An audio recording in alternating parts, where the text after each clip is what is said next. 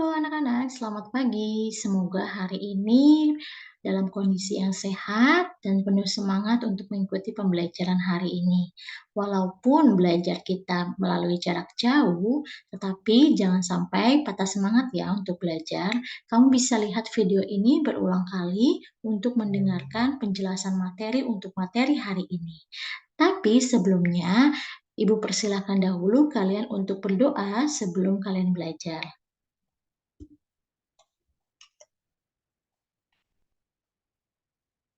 Oke, sudah berdoa. Sekarang kita akan masuk ke dalam materi kita hari ini. Untuk hari ini kita akan belajar dua materi pembelajaran yaitu Pendidikan Pancasila dan Bahasa Indonesia. Yang pertama, kita akan belajar Pendidikan Pancasila. Kemarin kamu sudah menulis Pancasila Dasar Negaraku dan kamu juga sudah menempel ya simbol Garuda Pancasila di bukumu beserta dengan bagian-bagiannya. Lambang negara Indonesia adalah burung Garuda ya, seperti yang kamu sudah lihat di video ini. Pada tubuh Garuda Pancasila terdapat perisai yang berisi 5 simbol Pancasila. Apa saja ya? Di sini ada kepala banteng, ada pohon beringin, ada bintang, ada padi dan kapas, ada rantai. Nah, kelima simbol tersebut merupakan lambang dari 5 sila Pancasila kita. Sudah kamu tahu ya, sila pertama, sila kedua, sampai sila kelima. Tetap dihafal ya. Selanjutnya,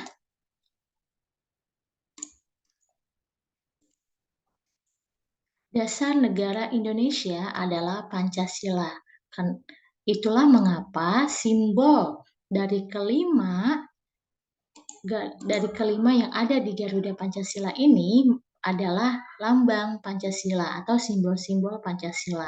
Karena Indonesia memiliki dasar negara yang menjadi panduan peraturan di Indonesia, yaitu Pancasila. Nah, ada bagian-bagian tubuh Garuda Pancasila. Kamu bisa lihat kembali gambar yang sudah kamu tempel di buku PPKN-mu. Di situ ada Garuda yang memiliki cakar yang mewujudkan lambang tenaga pembangunan. Kamu lihat ya, ada cakar yang kuat. Nah, Garuda Pancasila ini memiliki bagian-bagian tersendiri. Di sini kamu bisa lihat ya. Ada 17 helai bulu pada masing-masing sayap. Di sebelah kiri ada 17, di sebelah kanan pun ada 17. Ini melambangkan tanggal kemerdekaan Indonesia, yaitu 17. Kemudian ada ekor yang berjumlah 8 helai. 1, 2, 3, 4, 5, 6, 7, 8. Yang menandakan bahwa bulan kemerdekaan Indonesia yaitu pada bulan 8, yaitu Agustus. Kemudian ada bulu ujung pangkal ekor yang berjumlah 19. Yang mana ya? Yang sebelah sini ya. Nih, ini berjumlah 19 helai atau 19 bulu ujung pangkal yang berjumlah 19. Kemudian ada bulu leher berjumlah 45. Di sini nih bulu lehernya. Ada 45 bulu sehingga menandakan bahwa 19 dan 45 adalah tahun kemerdekaan Indonesia. Kamu juga bisa perhatikan ada kepala burung Garuda yang menoleh lurus ke sebelah kanan. Mari kita lanjut kembali. Nah, siapa yang tahu semboyan? Semboyan negara Indonesia. Adakah yang tahu semboyan negara Indonesia? Ya, Bhinneka Tunggal Ika. Bhinneka Tunggal Ika ini ada di cengkraman. Nah, ada di cengkraman kaki burung Garuda. Ini seolah-olah sedang memegang pita yang berbentuk Bhinneka Tunggal Ika. Apa sih itu Bhinneka Tunggal Ika ya? Nah, arti Bhinneka Tunggal Ika ini adalah ketika Bhinneka artinya berbeda-beda, Sedangkan tunggal itu artinya satu. Jadi kalau digabungin Bhinneka Tunggal Ika itu artinya berbeda-beda tetapi tetap satu. Ya, betul sekali ya. Bagaimana pembelajaran hari ini? Begitu menyenangkan ya, walaupun hanya di video pembelajaran saja. Kamu bisa lihat lagi video-video ini supaya kamu bisa lebih jelas dalam memahami materi hari ini.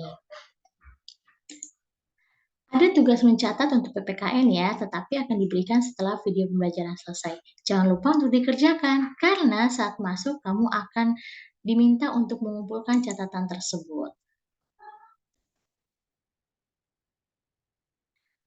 Setelah kamu sudah belajar tentang PPKN atau pendidikan Pancasila, kita masuk dan kita lanjutkan materi pembelajaran kita hari ini yaitu ke bahasa Indonesia. Nah, bahasa Indonesia hari ini kita akan belajar mengenal berbagai perasaan. Apa sih itu perasaan? Adakah yang tahu?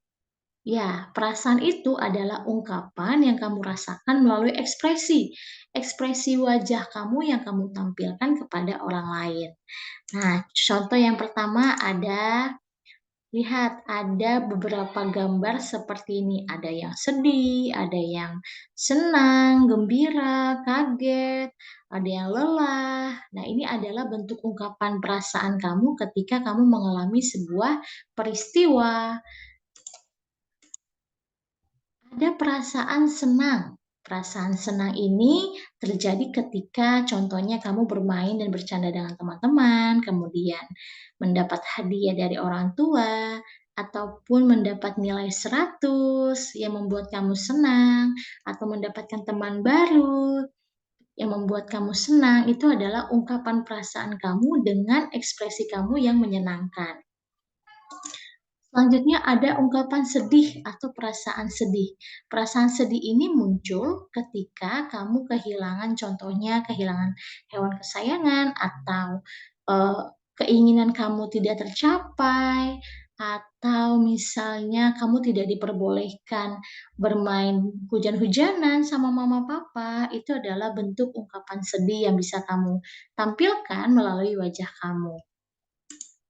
Selanjutnya adalah marah. Nah, perasaan marah ini bisa ditunjukkan atau bisa diungkapkan ke semua orang. Misalnya tidak suka dicubit atau dapat sesuatu hal yang tidak menyenangkan, digangguin teman saat belajar, ataupun yang lainnya yang membuat kamu merasa kamu tidak nyaman dengan posisi tersebut.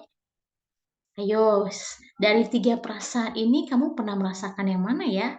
Atau pernah tiga-tiganya? Pasti pernah ya. Coba kita lihat perasaan yang lain. Ada perasaan kaget. Nah, perasaan kaget ini muncul ketika sesuatu hal yang tidak terduga muncul atau kita rasakan. Misalnya, tiba-tiba terdengar suara keras, terus tiba-tiba kamu sedang belajar dikagetkan dengan sesuatu hal, atau sedang berkendara mobil atau berkendaraan motor, tiba-tiba ada kendaraan di belakang, tiba-tiba klakson dengan cepat atau dengan keras. Itu pasti membuat kita kaget. Perasaan apa lagi ya? Nah, ada perasaan malu.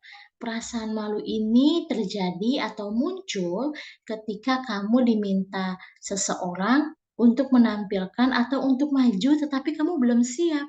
Nah, ini adalah perasaan malu dan ekspresi wajah yang malu. Contohnya, misalnya diminta guru untuk bernyanyi di depan kelas, atau berkenalan dengan teman baru di kelas, atau berkenalan dengan orang-orang baru yang lain, atau disuruh membawakan buku ke ruang guru, kamu malu, "Aku malu, Bu." Nah, kamu akan menampilkan ekspresi malu kamu ketika kamu dihadapkan pada peristiwa tersebut. Ada rasa takut, pernah ya kita merasa takut ya? Kadang takut itu bisa muncul kapan saja, contohnya pada ruang gelap, kemudian ditinggal sendirian di kamar mandi, atau dikejar hewan yang tidak kita suka, atau pergi ke kamar mandi sendirian, itu adalah rasa takut yang wajar dan ini adalah tampilan wajah kamu ketika takut ya, itu hal yang biasa. Nah, tugas kamu sekarang adalah kamu bisa menuliskan perasaanmu dari peristiwa yang kamu alami dari kehidupan sehari-hari. Kamu bisa menuliskannya di buku catatanmu, di buku bahasa Indonesia. Jangan lupa dikerjakan ya, karena akan Ibu minta untuk dikumpulkan saat kamu masuk. Nah, contohnya seperti ini. Kamu buat dalam tabel ya, harus bisa mencoba untuk membuat tabel. Kerjakan sendiri dan tidak dikerjakan oleh orang tuamu, supaya kamu bisa mengerjakannya dengan kemampuan diri kamu sendiri. Contoh senang, perasaan senang kamu apa ya ketika lagi di rumah? Oh, aku senang Bu karena hari ini aku bisa bangun siang ataupun aku bisa makan makanan kesukaan aku, itu bisa perasaan senang. Kemudian ada perasaan marah, banyak hal yang bisa kejadian hal yang membuat kamu marah, kamu tuangkan di sini ya, peristiwa yang kamu alami. Dan jangan lupa membuat emot atau membuat gambar sesuai dengan perasaan masing-masing. Contohnya, misalnya kamu senang gambarnya seperti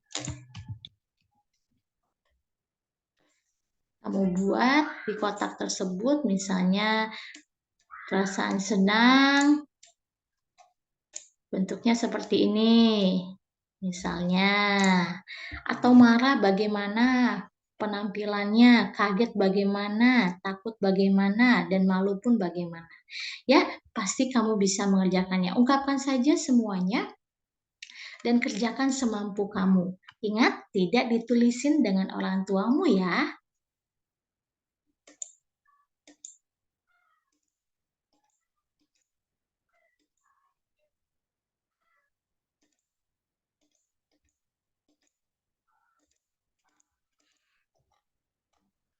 Oke, pembelajaran kita pada hari ini sudah selesai. Terima kasih sudah menyaksikan video pembelajaran hari ini ya.